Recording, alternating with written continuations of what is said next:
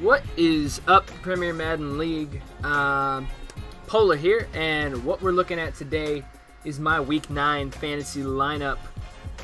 If y'all don't know, we have a fantasy league that runs, it's like a DraftKings pick'em sort of deal, daily fantasy lineup for each week.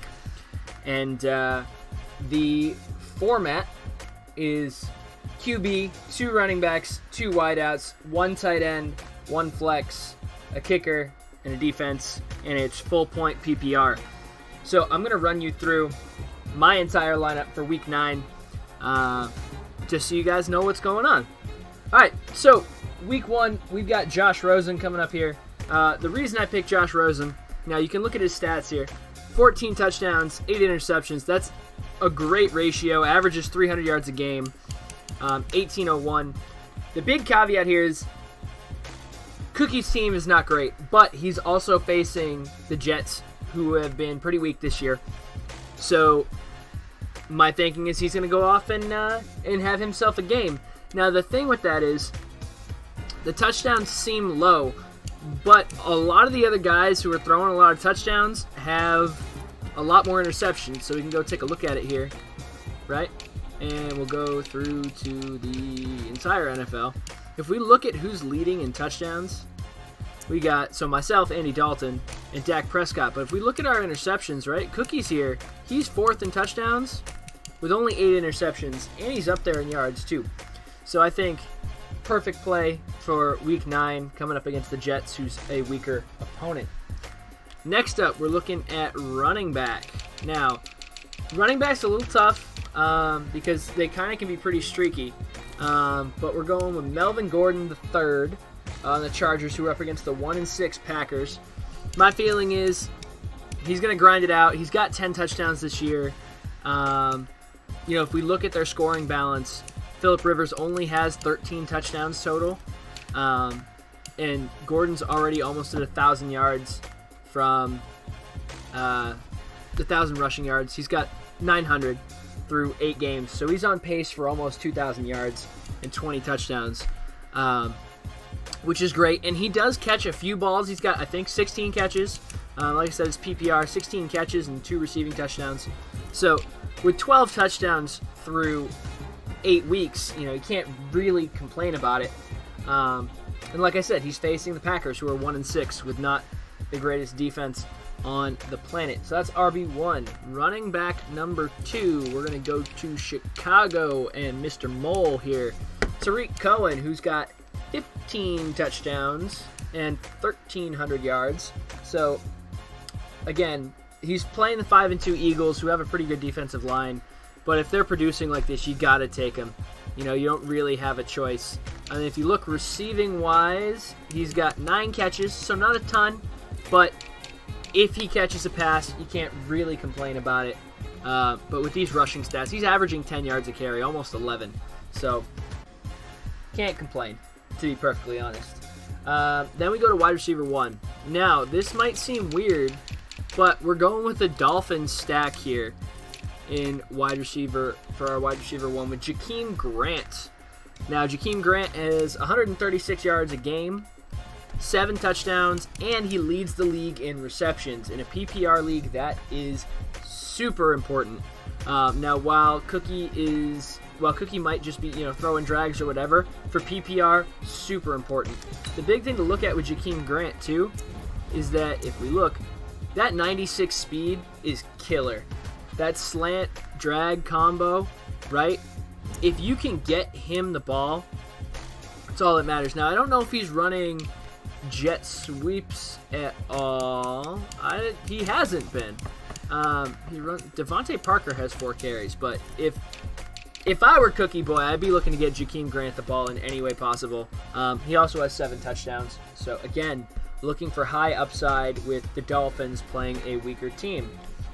Crazily enough, we're going to go back to the Chargers and look at Keenan Allen, who's got 5 touchdowns, 35 receptions, and he is playing the Packers. Again, weaker defense. So you take high-level players playing against weaker teams. Again, the Chargers are also coming off a game where they got gobsmacked. They're going to want to come out and put a licking on the next team they play. Prove that they can do what they need to do.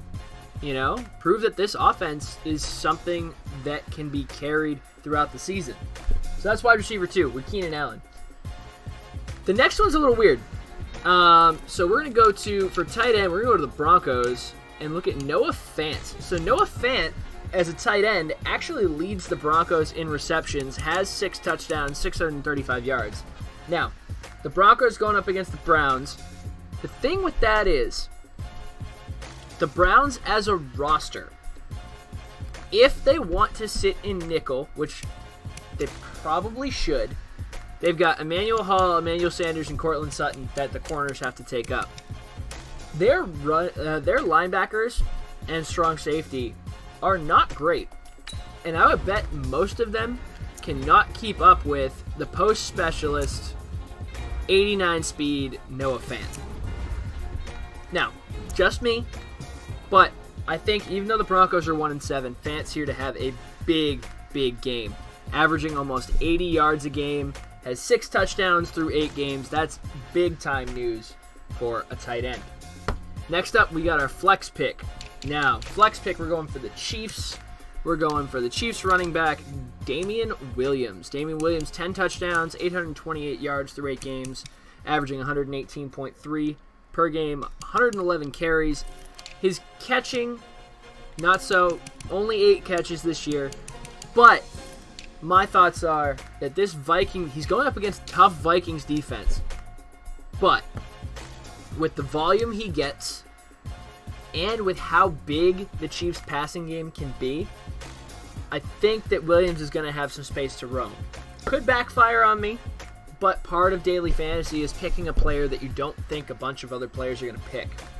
So, Damian Williams is a flex up against the Vikings. It's a big risk.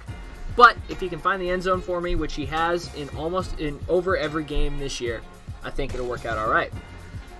We've got our kicker up next. Now, kicking, kind of simple. Okay, we go to the Bears. Eddie Pinheiro. The reason we did that is he's hitting from 50 yards out, which is great. So his attempt he's got 5 attempted from 40 and under, or 49 and under, and then 4 for 4 from 50 and over. Okay, which is great. He also leads the league in extra point attempts. So, again, my thought, you look at the guys who are scoring, you take a look at these stats, Pinheiro's the guy you got to go with, right? So field goals made is suck up for sure, who's hit from 61, but he's got 10 less, or about 10 less extra points, which is something that you really have to take into account. So Pinheiro, I think, is where to go. You could make a case for Harrison Butker, or for Aldrick Rosas, who is down here somewhere. I think I saw Rosas somewhere. Is that him right here? Yeah, Rosas, who's 33 for 33. But again, he only has kicked 9 field goals this year. So when you've got Pinheiro, who's 3 under the top for field goals attempted and leading in extra point attempts, gotta go there. Lastly, we are going to defense. So I'm going to get to another screen here real quick. We're going to go to defense. We're going to pick the Chicago Bears. Reason being, 43 sacks is second in the league, and he is leading the league in interceptions, with also allowing the fewest points and the fewest yards. I think that's pretty simple to me. But that is my Week 9 PML Fantasy lineup. If you guys want to jump into the Fantasy League, please contact the Saints owner, Nefarious, and you can start making content like this and having some fun with fantasy. So I hope you guys enjoyed. I hope you pay attention to the fantasy reports that are going to come out, and I hope you guys have a good Week 9 slate of games. I'll talk to you later.